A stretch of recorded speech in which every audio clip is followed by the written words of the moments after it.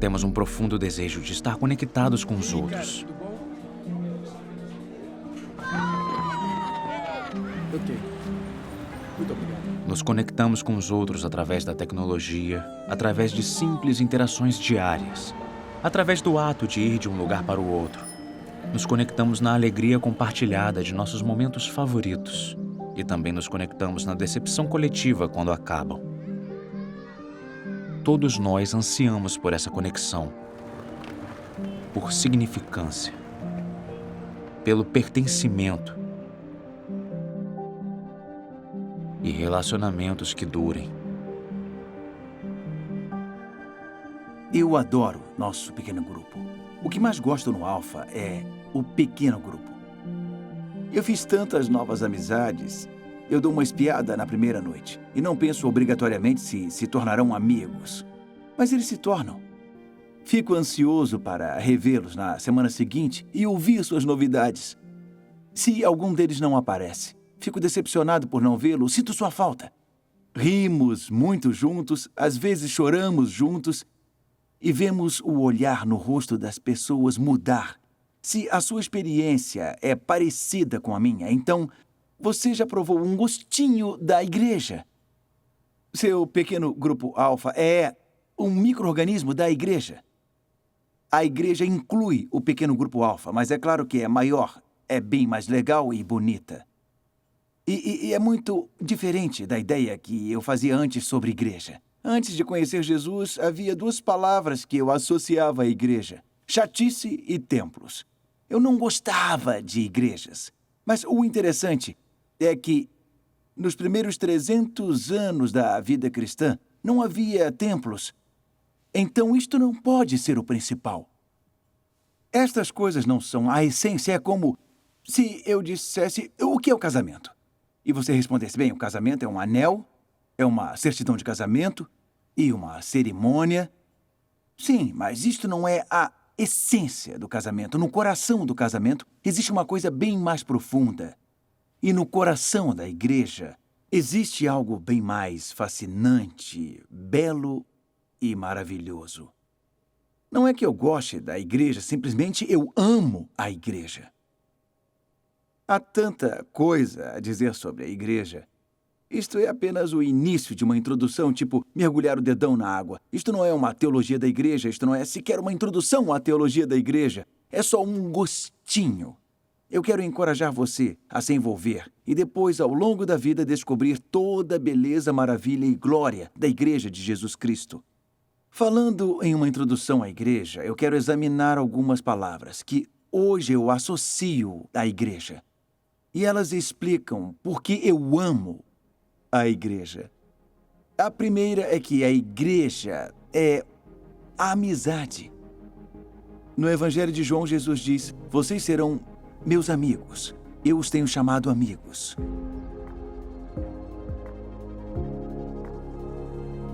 Olha, na igreja eu busquei tudo que eu preciso hoje. Pra mim foi um berço, foi um ar onde eu aprendi a ser quem eu sou hoje. Bem pequeno assim, eu sou batizado na igreja católica, mas não frequento tanto.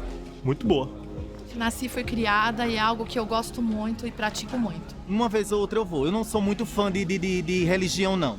É uma experiência incrível, maravilhosa. A igreja pra mim hoje é como uma segunda família. Tem coisa boa e tem coisa ruim. Mais boa do que ruim, graças a Deus.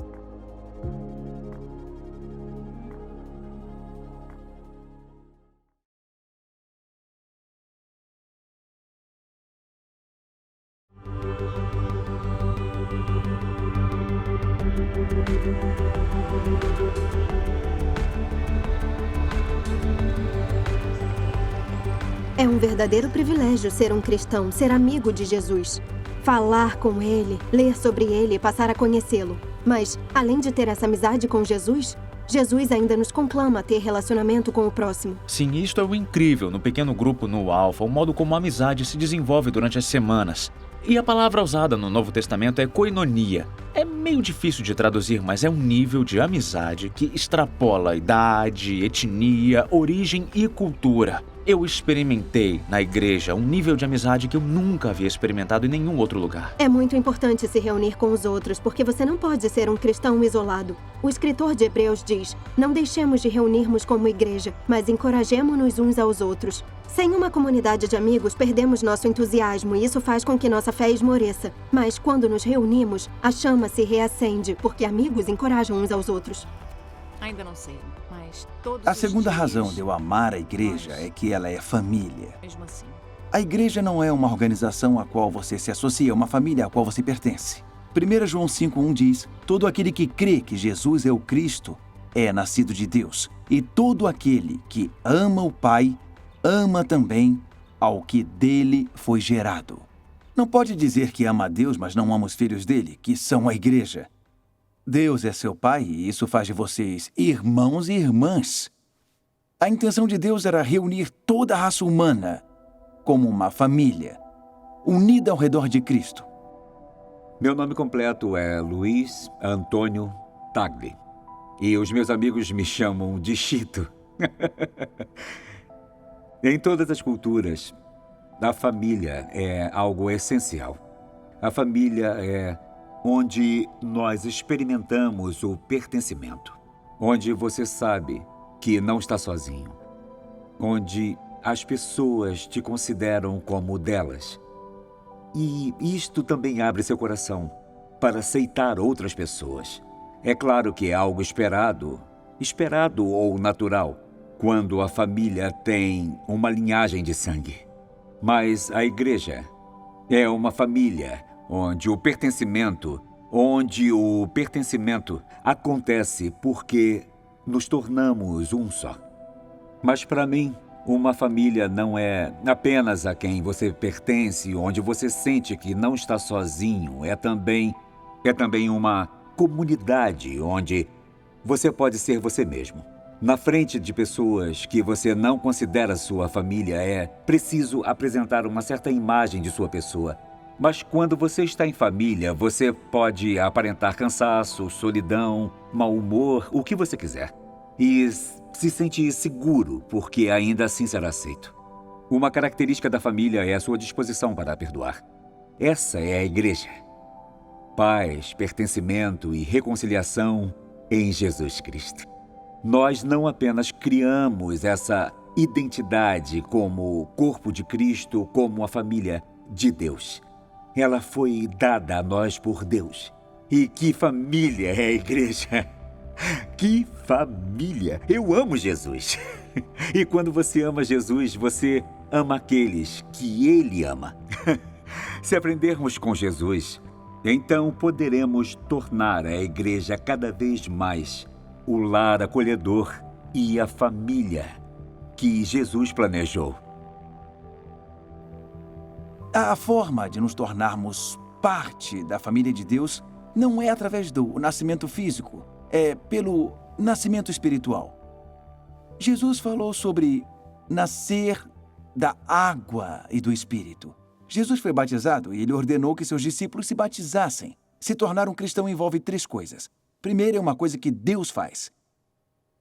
Ele te dá o Espírito Santo. A segunda é uma coisa que você faz. Você se arrepende e crê. A terceira é uma coisa que a igreja faz, que é batizar. O batismo é uma marca visível do que significa ser um membro da igreja. É um sacramento. A água significa lavar, purificar dos pecados. Simboliza o Espírito Santo.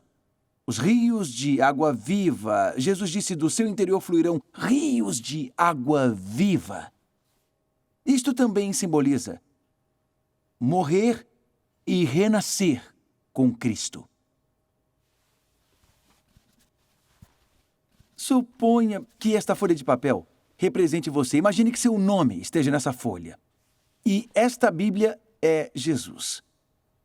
Paulo explica que você está unido com Cristo de uma forma mística. Todos nós que fomos batizados em Cristo Jesus, fomos batizados na morte dele. Tudo o que acontece neste livro acontece nesta folha de papel. Então, quando Jesus morreu na cruz, você morreu. Quando Jesus foi sepultado, você também foi. A vida antiga ficou para trás. Quando Jesus ressuscitou dos mortos, você ressuscitou com ele para uma vida nova. Jesus me salvou. Me salvou. Eu me tornei quem ele queria que eu fosse. Ele me ajudou.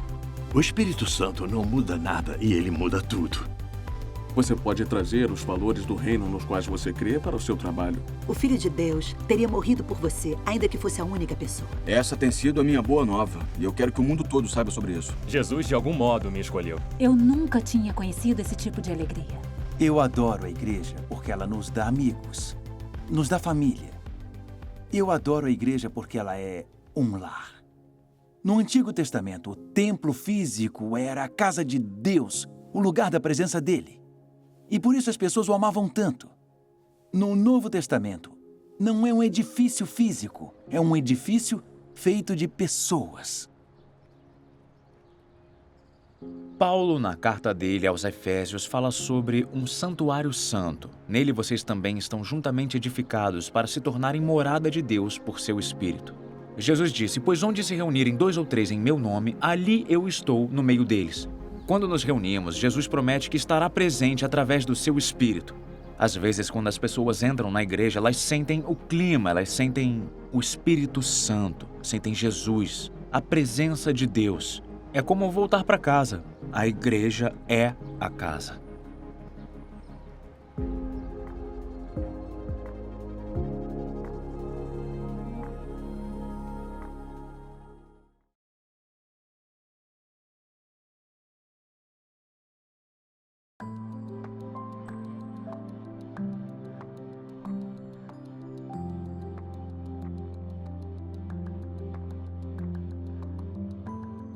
Eu adoraria que as pessoas, quando entrassem na igreja, se sentissem em casa.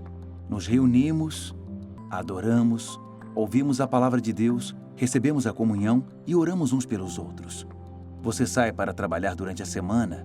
No domingo você vai em casa para ser restaurado, revigorado e reenergizado. A igreja deveria ser um lugar onde as pessoas não são julgadas, mas amadas, aceitas e bem-vindas ao lar. A quarta razão de eu amar a igreja é porque a igreja é Jesus, é o corpo dele. São Paulo diz em 1 Coríntios 12, 27, ora, vocês são o corpo de Cristo e cada um de vocês, individualmente, é membro desse corpo. Jesus é a cabeça, a igreja é o corpo dele. Os dois são inseparáveis. É assim que o mundo vê Jesus hoje. A igreja é ideia de Jesus. Ele nunca escreveu um livro, ele formou uma comunidade. Ele começou um pequeno grupo e esse pequeno grupo cresceu e cresceu durante 2000 anos. A Igreja Universal é composta de todos aqueles pelo mundo e no decorrer dos tempos que depositaram sua confiança em Jesus e ela é vasta. Há mais de 2,4 bilhões de cristãos no mundo hoje. Dezenas de milhares de novos cristãos a cada dia. A igreja na Europa Ocidental está em declínio, mas isso não é representativo do que está acontecendo globalmente. Na África, em 1900 havia 10 milhões de cristãos. No ano 2000, havia 360 milhões de cristãos, um crescimento de 3.600%. Na China, em 1940, havia 4 milhões de cristãos. Agora, especialistas estimam que haja mais de 100 milhões. Hoje, a fé cresce entre os jovens. A China em breve poderá se tornar o maior país cristão do mundo. Nos Estados Unidos, 92% professam a fé em Cristo. Há 250 milhões de cristãos professos. Estivemos no Brasil recentemente com um cardeal católico que nos convidou a ir à igreja dele num domingo. Havia 45 mil pessoas na celebração e 10 milhões de pessoas assistindo pela TV. No Rio, na Jornada Mundial da Juventude, liderados pelo Papa Francisco, 3 milhões de jovens se reuniram para adorar a Jesus. É um enorme privilégio viver em uma parte do mundo onde você tem liberdade para adorar, sem ser detido, preso ou até executado. Em algumas partes, a igreja é perseguida. O número de pessoas que morreu por professar sua fé em Jesus nos últimos 100 anos supera o de todos os outros séculos juntos. E ainda assim a igreja nestes locais continua incrivelmente vibrante. Somos o corpo de Cristo. Não queremos ser divididos. Tragicamente, a igreja tem sido muito dividida no decorrer dos anos, mas o bom é que o Espírito Santo está fazendo uma coisa nova. A união é vital. Infelizmente, na história da igreja tem havido muita desunião. Mas vivemos em uma época maravilhosa, onde o Espírito Santo está reunindo todos nós. Jesus orou para que todos sejam um, para que o mundo creia. Um mundo dividido requer uma igreja unida. Este tem sido um dos grandes privilégios de estar envolvido com o Alfa, que é liderado em todas as grandes igrejas e denominações ao redor do mundo. Eu amo a Igreja Católica. Tenho sido tão enriquecido por ela. Eu amo a Igreja Ortodoxa. Eu amo a Igreja Protestante. Eu amo a Igreja Pentecostal. Somos todos parte do mesmo corpo. Somos todos um em Jesus. E o que nos une é infinitamente maior do que aquilo que nos divide. Unidade e verdade não são opostas, caminham juntas. E é só unidos que temos uma visão melhor daquele que é a verdade, Jesus, que é a verdade. E precisamos uns dos pessoal, outros. até logo. Tchau, pessoal. Unidade não quer dizer uniformidade.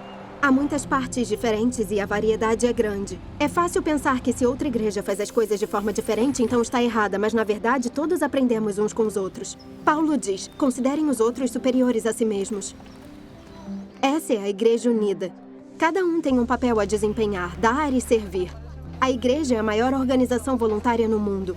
Alimentando os famintos, visitando os doentes, servindo aos detentos, cuidando de ex-detentos e combatendo a injustiça. A igreja é Jesus. É o corpo dele para o mundo. A quinta razão para eu amar a igreja é porque a igreja tem a ver com amor. É uma relação amorosa. É uma relação amorosa entre você e Jesus, entre Cristo e a igreja. São Paulo define assim. Ele diz, maridos, amem suas mulheres, assim como Cristo amou a igreja e entregou-se a si mesmo por ela. E ele segue falando sobre matrimônio. O que ele diz é, este é um mistério profundo, refiro-me, porém, a Cristo e à igreja. Ou seja, o matrimônio é quase que uma analogia para o relacionamento entre nós e Jesus. O casamento em si não é um objetivo supremo. O próprio Jesus não se casou, mas o casamento aponta para algo bem mais incrível e profundo. Ele aponta para o relacionamento entre você e Jesus, entre Cristo e a igreja. Então o Alfa é apenas o começo. De certo modo é feito a cerimônia. O que importa não é só a cerimônia, mas o casamento a longo prazo. E o que importa para você é como vai se posicionar neste relacionamento com Jesus a longo prazo. A mensagem que nós tentamos transmitir, passar durante esse tempo, é que Jesus ama você. Jesus morreu por você. Deu a vida por você, ainda que você fosse a única pessoa no mundo. Jesus teria morrido por você. Deus te ama incondicionalmente, de todo o coração e continuamente. Então a igreja deveria ser famosa pelo seu amor. Um amor que é incondicional e inclusivo. Amor pelas pessoas de diferentes origens, idades, etnias, estilos de vida e perspectivas. Eu me lembro do Ed. O Ed saiu da escola aos 16, ele não tinha qualificações. Veio morar em Londres, ele dormia nas ruas de Londres, se tornou um alcoólatra.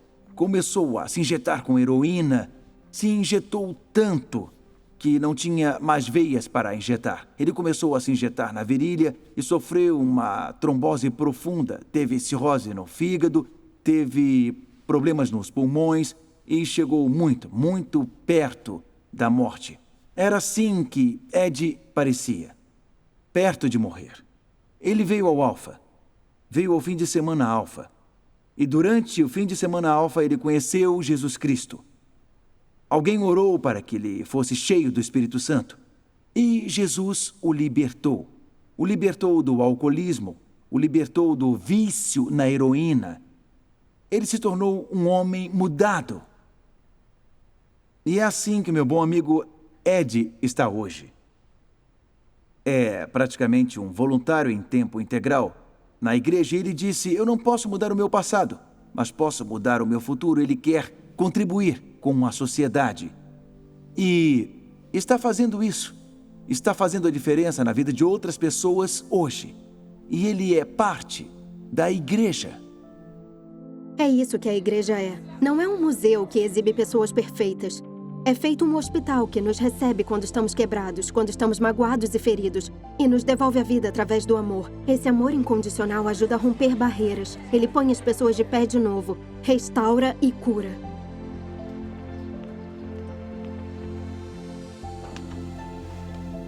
Ser cristão significa pertencer à igreja. Você não vai à igreja, você é a igreja. Uma comunidade de amigos, irmãos e irmãs em Cristo. E a igreja é casa. A igreja é Jesus, o corpo de Jesus para o mundo. E a igreja é amor, a noiva de Cristo. E nós queremos encorajar você, como o Alfa está chegando ao fim, a se envolver, agora mesmo, bem aí onde está. Essa tem sido uma aventura muito incrível. Mas saiba que isso tudo é só o começo. O amor. É disto que se trata. Você é amado. Você é amado por Deus. Se você não levar nada do Alfa, leve ao menos isso. Deus ama você. Você é um filho de Deus. O Espírito de Deus vive dentro de você. Jesus morreu por você. Esse é o tanto que Deus te ama. Você tem a mensagem mais poderosa do mundo. É uma mensagem que mudará vidas. Sua vida tem um propósito. Você pode fazer a diferença. Mas não podemos fazer isto sozinhos. Madre Teresa disse, eu posso fazer o que você não pode. Você pode fazer o que eu não posso. Mas juntos podemos fazer coisas grandiosas. Em nome de Jesus. Amém. Amém. Amém.